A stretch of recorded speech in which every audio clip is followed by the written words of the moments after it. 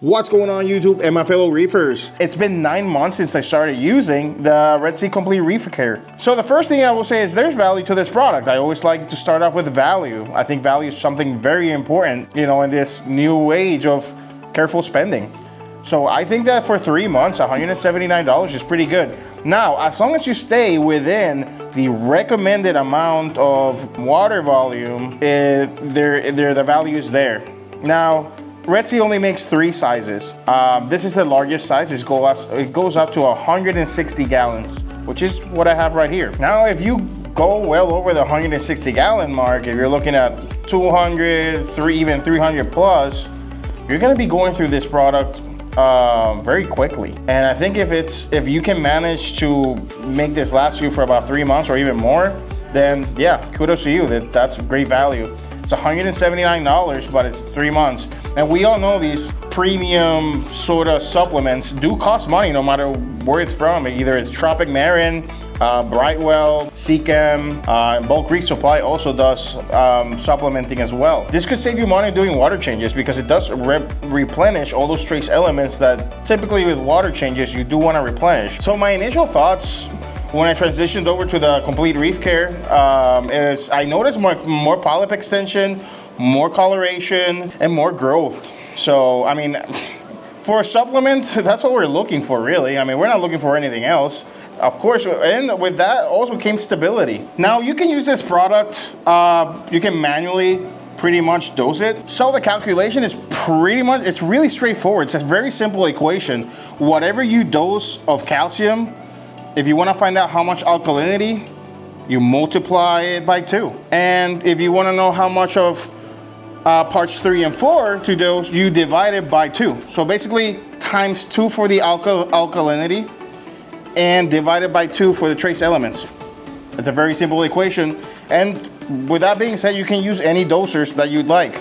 Now, Red Sea does recommend you using their product, of course. It's a match made in heaven, really. Everything's there. I mean, when you go ahead and set it up, let the app know that you're using the Complete Reef Care system supplements, and the app will do all the equations for you, and it's kind of interactive. You can also choose what type of parameter you want to increase or how much growth and coloration you want, and the app will generate the dosing numbers for you. I don't use that because I just go by what I'm testing, and I don't think it's a great system. I don't think it's perfect.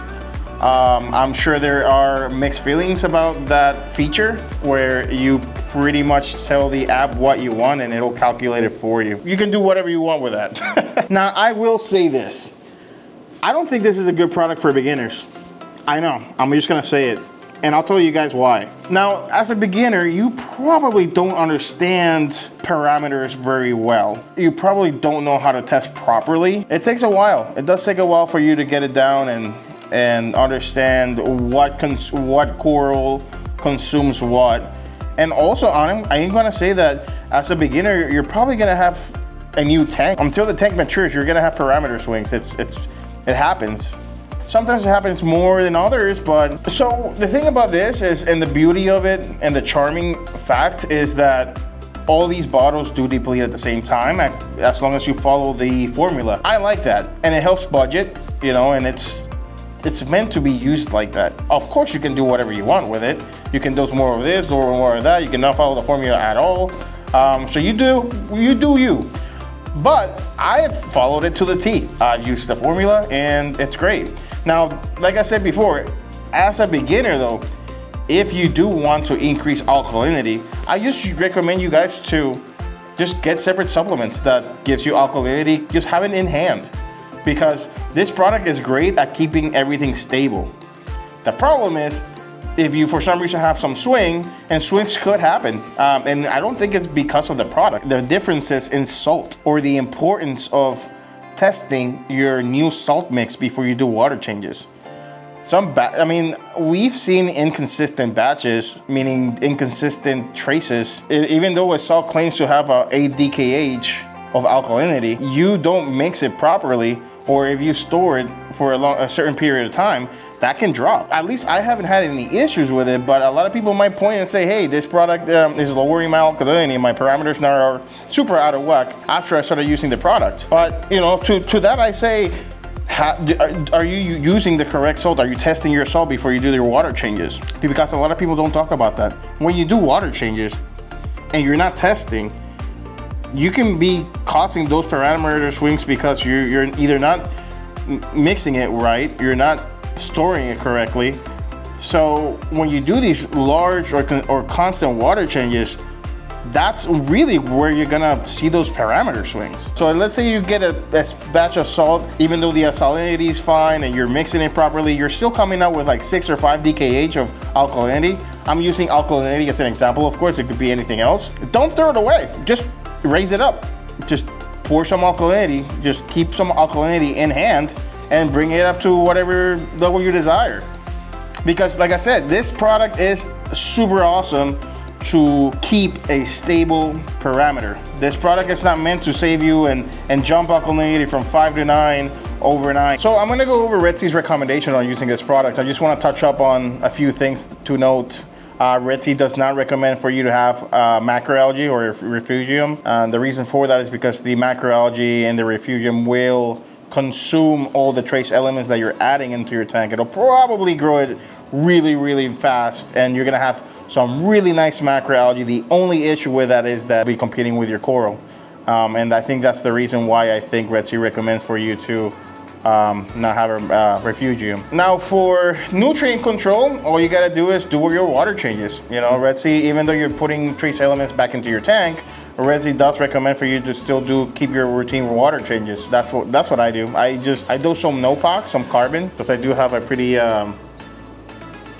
pretty heavy stock tank. So I like using NOPOC in conjunctions with these things, you know. So honestly, this product is awesome. And I'm obviously not advertised by Red Sea. I don't have to test as much anymore. I do still test at least once or twice a week, and especially after those water changes. Occasionally, I have to raise the alkalinity. I got one of these alkalinity, and for some reason, that one container, it was like crystallizing, or my dosing hose had like a icicle on it. It looked like it was like that long, and it happened constantly. It was just like crystallizing for some reason. And I think the best practice is shaking every single bottle up really, really well before you put them in your you hook them up to your dosing pumps. And after that, I had no issues. But yeah, if you're struggling with keeping your parameters in check, don't get this yet. Just make sure to work on getting your tank stable. Test every single day if you have to. So once your tank stabilizes, I would say go ahead and do the switch, try it out. It's getting to the point where growth is starting to become an issue. So yeah, Red Sea, big winner. I think that between the supplement and the dosers, this is my favorite Red Sea device. I've had zero issues with this. I've had issues with every single other Red Sea device except for this one. Let me know if you guys have had bad experience with this. I have done ICP tests and the trace elements do come out a little high, but nothing to be concerned about. But anyways, thank you guys for watching, and I'll catch you in the next one. See you guys.